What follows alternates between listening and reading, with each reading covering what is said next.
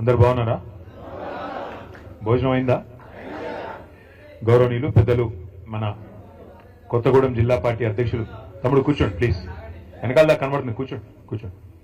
కొత్తగూడెం జిల్లా పార్టీ అధ్యక్షులు, పినపాక మాజీ శాసనసభ్యులు, నాకు అత్యంత ఆప్తులైన మిత్రులు శ్రీ రేగా కాంతారావు గారు, గౌరవనీయులు శాసన మండలి సభ్యులు, party general secretary Shri Takkallapalli Ravindra Rao గారు, ఇవాళ మీ అందరినీ కూడా తీసుకొని దాదాపు 350 కిలోమీటర్లు, ఇంత దూరం మరి మీకు శ్రమ అయినా కూడా చాలా ఓపికగా మీ అందరినీ కూడా మోటివేట్ చేసి ఇక్కడ దాకా తీసుకొచ్చిన సోదరులు ఊకంటి ప్రభాకర్ రావు గారికి, అదేవిధంగా వారితో వచ్చిన మిత్రులు కొన్ని పేర్లు గుర్తున్నాయి, కొన్ని హమీద్ గారు, కృష్ణ గారు, నరసింహారావు గారు, వర్మ గారు, వీరభద్రం గారు, శివాజీ గారు, కృష్ణ గారి పేరు చెప్పాను, భానుత్ కృష్ణ గారు, పేరున అందరికీ, వారితో పాటు విచ్చేసిన మీ అందరికీ, మా సోదరులందరికీ కూడా హృదయపూర్వకంగా నమస్కారాలు, హృదయపూర్వకంగా మీ అందరికీ స్వాగతం, సుస్వాగతం. ప్రభాకర్ రావు గారు మాట్లాడుతూ సింగరేణి కార్మికులకి కేసీఆర్ గారు చేసిన మేలు గురించి చాలా వివరంగా, వారసత్వ ఉద్యోగాలు ఎట్లా ఇచ్చినారు, ఆరోగ్యపరమైన సమస్యలు వస్తే ఎట్లా ఆదుకున్నారు, ఇవన్నీ కూడా చాలా వివరంగా చెప్పారు. కానీ ఆశ్చర్యం ఏంటంటే సింగరేణి బెల్ట్లో ఉన్న 13 నియోజకవర్గాల్లో మనం ఓడిపోయాం.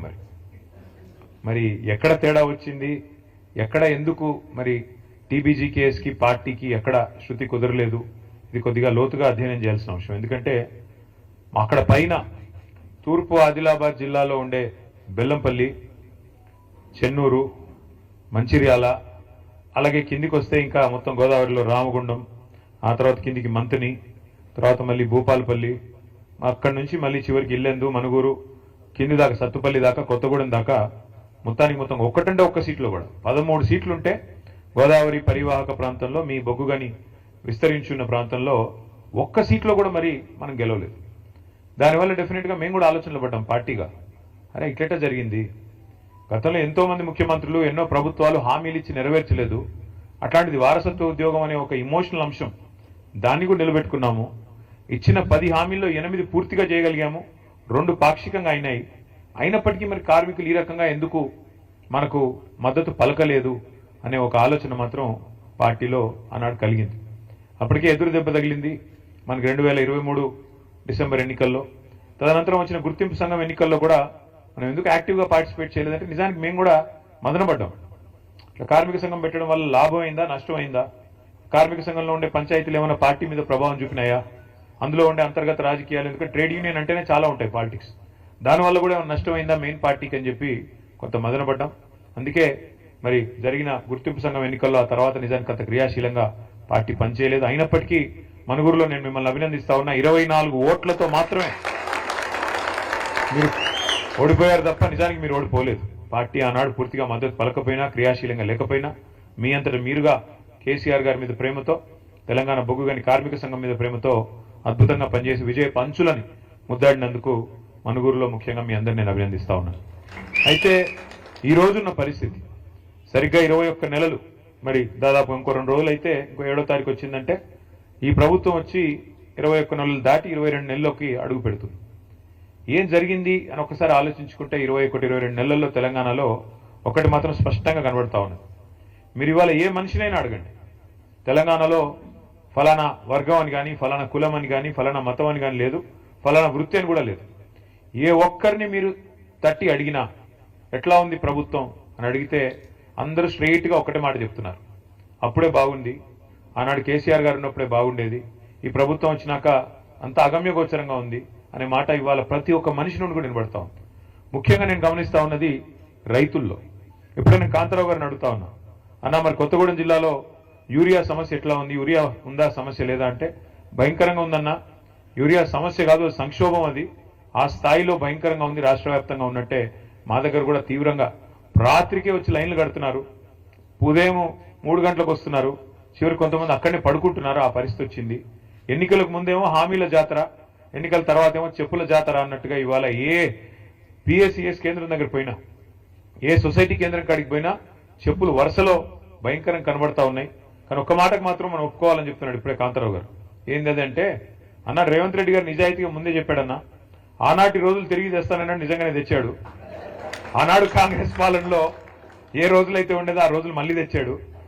మళ్ళీ కరెంట్ సరిగ్గా రావట్లేదు, మళ్ళీ మోటార్లు కాలిపోతున్నాయి, మళ్ళీ ట్రాన్స్ఫార్మర్లు వెళ్ళిపోతా ఉన్నాయి, మళ్ళీ రైతులు చెప్పులు జాతర పెట్టి పరిస్థితి వచ్చింది. వాస్తవంగా చెప్పాలంటే ఆయన నిజాయితీ గల మోసగాడన్నారు రేవంత్ రెడ్డి గారు.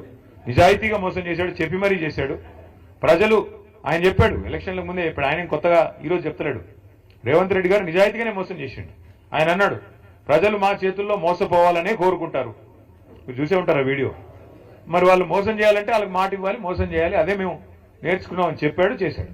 నిజానికి మనం ఆనాడు కొంత ఓవర్ కాన్ఫిడెంట్గా కూడా పోయాం. కేసీఆర్ గారు ఆయన ప్రభుత్వం చేసిన పని 10 ఏళ్ల పాటు బహుశా భారతదేశంలో 78 సంవత్సరాల్లో ఎక్కడా కూడా ఏ ప్రభుత్వం కూడా అంత తీవ్ర స్థాయిలో 10 ఏళ్లలో ఇంత అద్భుతమైన ఫలితాలు సాధించలేదు. మీకు 2 చెప్తాను నేను. ఒకటి, మన రాష్ట్రం రాకముందు గోదావరిలో, కృష్ణలో మన నీటికి సంబంధించి పెద్ద ఎత్తున పోరాటాలు జరిగినా ఎన్నడూ ప్రాజెక్టుల నిర్మాణం జరగలేదు. మన బీళ్ళకి గోదావరి నీళ్ళు రాలేదు, కృష్ణా నీళ్ళు రాలేదు. అదే కేసీఆర్ ప్రభుత్వం వచ్చిన తర్వాత ఏం జరిగిందో నాకంటే బాగా మీకే తెలుసు. 2014కి పూర్వం తెలంగాణ రాష్ట్రం, తెలంగాణ ప్రాంతం, ఆనాడు రాష్ట్రంగా లేదు కాబట్టి ప్రాంతం, భారతదేశంలో మన ర్యాంకు 2014లో 14వ ర్యాంకు. ఏది? వ్యవసాయ ఉత్పత్తుల్లో, వ్యవసాయ దిగుబడుల్లో, వ్యవసాయ ఉత్పత్తుల్లో, ముఖ్యంగా మన కాడ పండే వరిలో ఆనాడు మన ర్యాంకు 14. భారతదేశంలో 28 రాష్ట్రాలుంటే మనం సగంలో ఎక్కడో ఉన్నాం. అదే కేసీఆర్ గారి నాయకత్వంలో ఒకవైపు గోదావరిలో, మరొక వైపు కృష్ణానదిలో ప్రతి నీటి బొట్టును ఒడిసిపట్టి మీ ఖమ్మం జిల్లాలో సీతారామ అయితేనేమి, అట్లాగే మొత్తం ఉత్తర తెలంగాణలో గోదావరి నది మీద కాళేశ్వరం ప్రాజెక్ట్ అయితేనేమి, దక్షిణ తెలంగాణలో మరి పాలమూరు రంగారెడ్డి ఎత్తిపోతల పథకం అయితేనేమి, ఇట్లా ఒక్కొక్క నీటి బొట్టును ఒడిసిపట్టి మరి ఎట్లా మన వీళ్లకు మళ్లించాలని ఒక తపనతో చేసిన పని వల్ల మనం 14వ స్థానం నుంచి నంబర్ 1 స్థానానికి 2022వ సంవత్సరంలో చేరుకున్నాం. ఇది సామాన్యమైన ఫీట్ కాదు. ఏదో డైలాగులతోనో, ఊగదంపుడు ఉపన్యాసాలతోనో అయిపోయే పని కాదు. మీకు అర్థం కావడానికి చెప్తా ఉన్నా. తెలంగాణలో జరిగిన ఎఫర్ట్ ఏంటి అంటే కేసీఆర్ నాయకత్వంలో తెలంగాణ భూభాగం కనుక మీరు ఒకసారి అధ్యయనం చేస్తే ఎట్లా ఉంటుందంటే, ఎందుకంటే మీరంతా ఆలోచన పరులు, 10 మందికి చెప్పగలిగిన శక్తి ఉన్న వాళ్ళు,